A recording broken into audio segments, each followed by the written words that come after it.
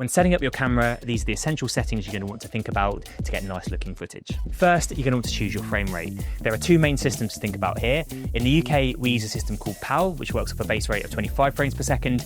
In the US, they use NTSC, which works off 30 frames per second. Most often, you're going to want to use the frame rate for the region that you're in. So if you're filming here in the UK, we're going to use 25 frames as our base rate. Once you've chosen your frame rate, you can sort your shutter speed. Shutter speed, we're going to use a 180-degree shutter, which means that your shutter speed is twice your frame rate. So if we're using 25 frames as our base rate, we're going to have a shutter of 1/50th. If you're looking for some nice slow motion and shooting in either 50 frames per second or 100 frames per second, we're going to want to double our shutter again. So for 50 frames per second, we're going to want to shoot with a 1/100th shutter, and for 100 frames per second, we're going to shoot with a 1/200th shutter. Next is your aperture.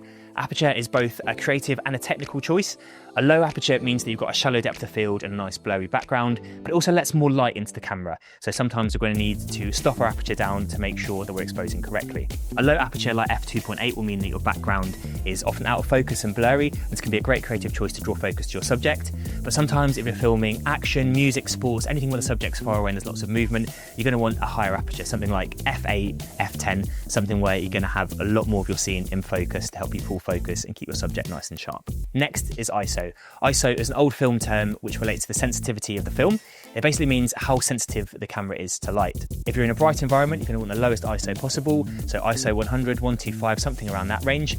But if you're inside or in a dark environment, you're going to want to bring your ISO up to make sure you're exposing correctly. Just be conscious that the higher you bring your ISO, the more noise and grain you introduce into your footage, but sometimes it's inevitable and you have to bring your ISO up to make sure that you're allowing enough light into the camera.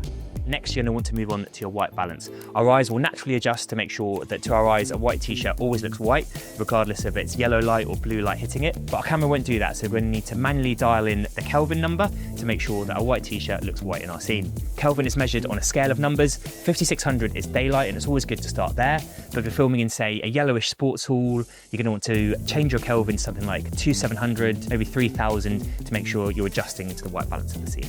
Your final choice is resolution. Nowadays, cameras give you lots of options of resolution to record in.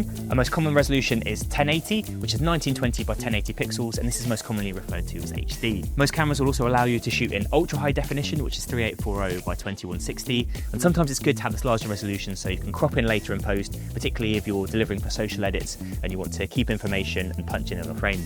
However, this larger file size also means there's more processing power required by your computer, so if you need to turn your edit around quickly, sometimes it's better to shoot in HD as you'll be able to deliver your edits more quickly for your client. Lastly, as a bonus tip, if you're filming on your smartphone, take a look at some of the apps you can use, things like ProTake, Filmmaking Pro, or the Moment Pro camera app. This is going to allow you to dial in the settings of a professional camera into your smartphone camera, making sure you're shooting and getting your footage technically correct.